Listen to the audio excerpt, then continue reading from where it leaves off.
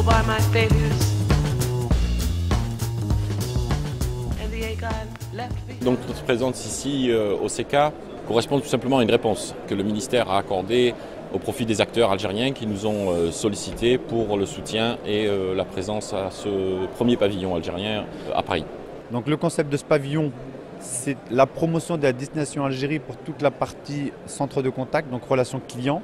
Donc on est venu avec une dizaine de sociétés algériennes, venues exposer un petit peu le savoir-faire, promouvoir la destination et puis convaincre les donneurs d'ordre européens d'aller travailler un peu plus sur le marché algérien. Sachant que nos pays voisins, eux, sont déjà très avancés dans ce domaine avec quelques dizaines de milliers d'emplois déjà créés. On a un stand de 144 mètres carrés qui est le plus grand stand du salon, hein, ce qui donne vraiment une idée de l'importance accordée à ce domaine au niveau du ministère. Voilà. Donc il a été réalisé, organisé, initié par deux sociétés, Fonds de contrôle avec l'aide de Vox Algérie. Et le ministre a mis en place une vraie dynamique, mais en tout cas une vraie volonté de promouvoir l'Algérie dans la relation client. Bon, Vox Algérie est une entreprise qui est faite dans la communication, les centres d'appel, l'audiotel et l'audiovisuel. Le centre d'appel a été mis en place en 2007 avec une trentaine de positions et elle emploie 50 personnes dans son activité. Aujourd'hui, Vox Algérie, c'est 500 positions, dont plus de 400 positions actives sur les deux volets, marché offshore et inshore, avec 1200 conseillers clients. Aujourd'hui, notre participation sur le pavillon Algérie, c'est pour promouvoir la destination Algérie et les compétences et les atouts sur cette destination-là. Aujourd'hui, nous, on travaille sur deux segments différents, à savoir l'inshore, on travaille avec un grand client, un grand donneur d'ordre, c'est le numéro 1 de la télécommunication des GSM en Algérie. Concernant le local, on essaye aujourd'hui d'inculquer une certaine culture de gestion de la relation client pour les donneurs d'ordre locaux.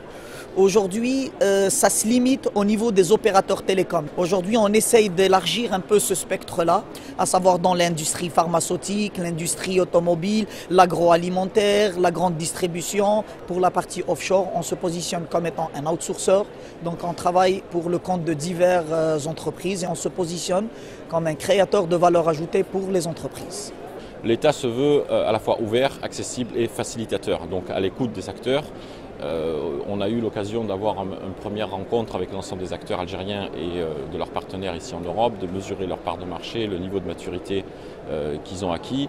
Et un premier engagement est d'organiser des états généraux à Alger, auxquels l'ensemble des acteurs seront invités. Aujourd'hui, c'est un point positif que les donneurs d'ordre sentent que cette nouvelle activité, et l'Algérie c'est un pays émergent au niveau de l'offshore, qui a le support de l'État derrière. Sachant qu'on est dans un salon international, c'est de dire aux donneurs d'ordre, venez découvrir la nouvelle destination de l'offshore qui est l'Algérie. En termes d'atouts, il y a pas mal de choses à faire valoir, notamment l'élocution, le positionnement géographique de l'Algérie et le savoir-faire algérien et la jeunesse algérienne. Aujourd'hui, l'Algérie a un vivier qui est très important en termes de matière de ressources humaines qu'on essaye de faire valoir à travers cette activité-là. Ce type de salon, en termes de retombées pour l'Algérie, on ne va pas oublier bien sûr la création d'emplois. Il faut savoir qu'au Maroc, dans le même domaine, il existe aujourd'hui plus de 50 000 emplois créés, des emplois directs, sans compter les emplois indirects. En Tunisie, cela se compte aussi en dizaines de milliers. En Algérie, on en est au début. Il faut savoir qu'il y a à peu près 3-4 000 emplois.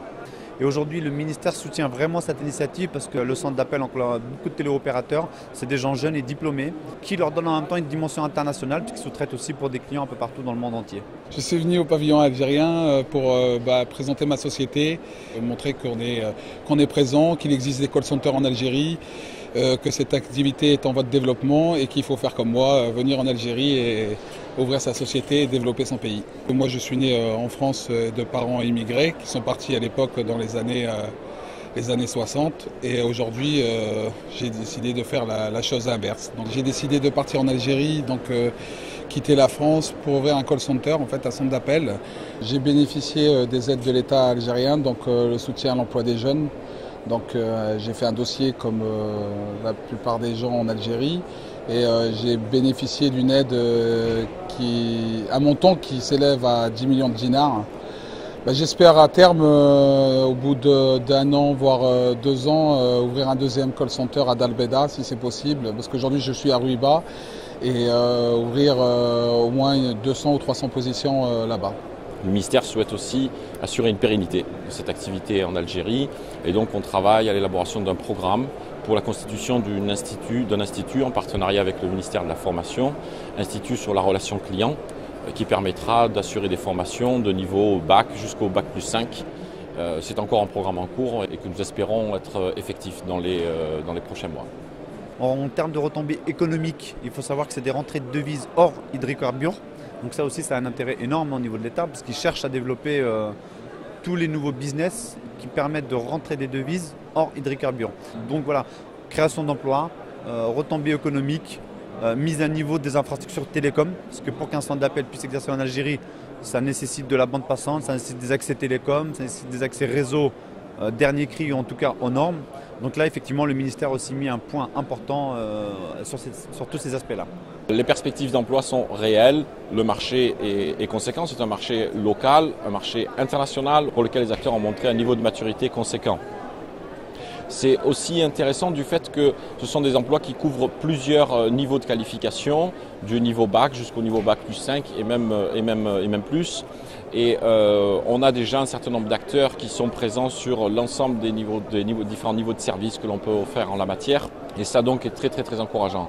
Ce qui l'est aussi, c'est le relationnel qui a déjà été établi avec l'écosystème en fait du secteur et qui montre que l'Algérie a finalement, les acteurs en tout cas ont rattrapé un certain retard qui mérite une attention particulière de la part du gouvernement, du ministère de la Poste et des Technologies de l'Information pour les accompagner, les encourager, les aider.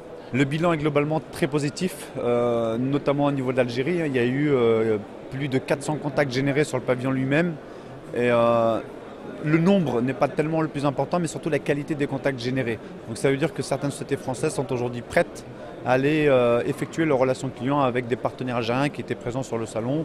Donc là, les témoignages des exposants étaient très forts, positifs. Donc on espère que l'année prochaine, on fera encore mieux pour l'édition 2012.